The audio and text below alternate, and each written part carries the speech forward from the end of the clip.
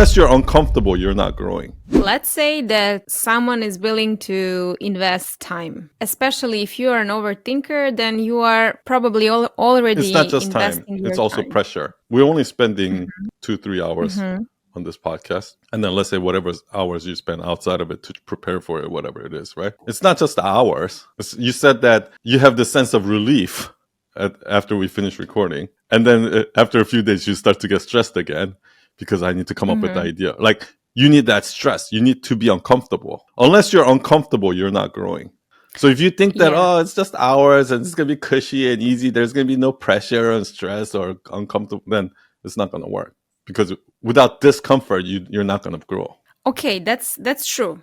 And I actually think that's the remember. bigger thing. I don't think it's actually about the hours for most people.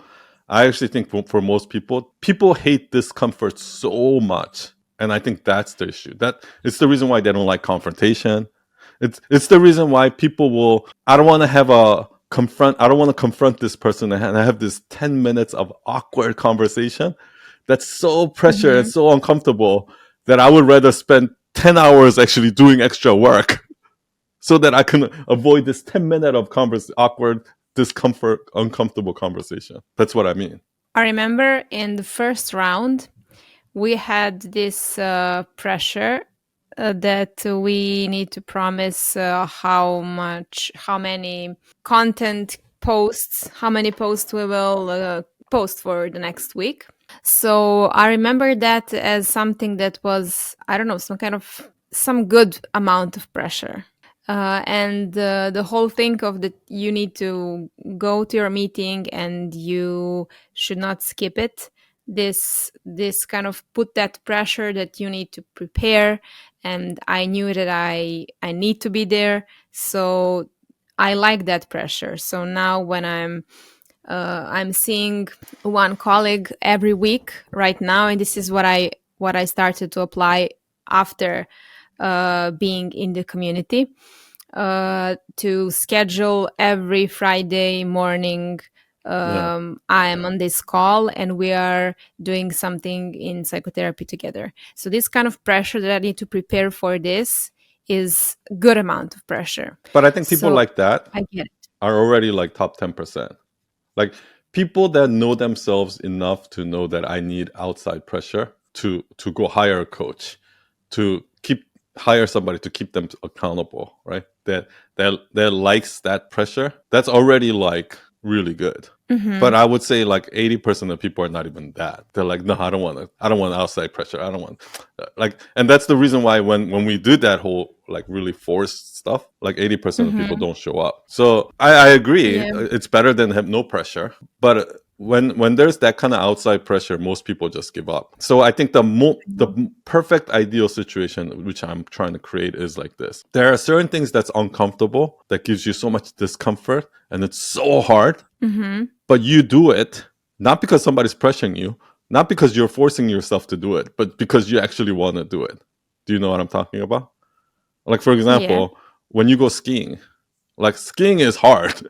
Like, you keep falling on your ass and but then you want to try to get that, you want to try to go, go faster or whatever it is. So you push yourself to the discomfort voluntarily because it's so fun.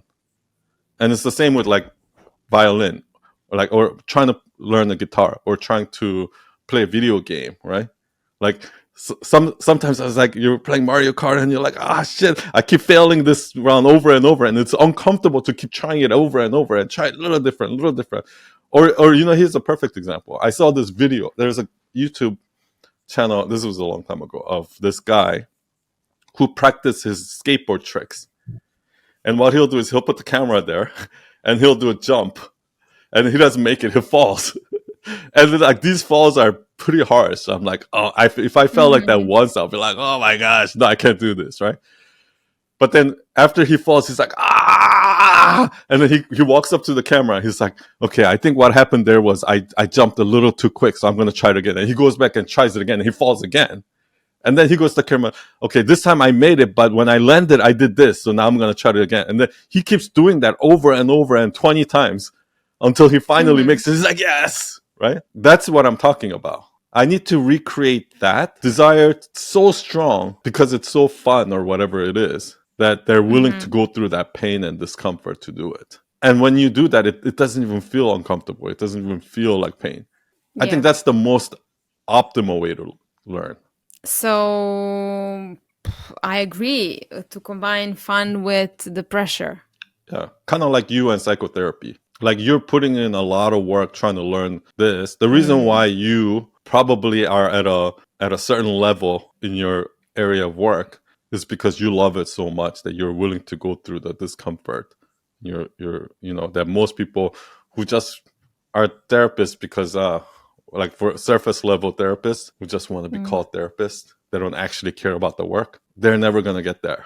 And that's why I think most therapists suck. Like so many therapists I talk to, I'm like, are you sure? I feel like I could be a better therapist than you.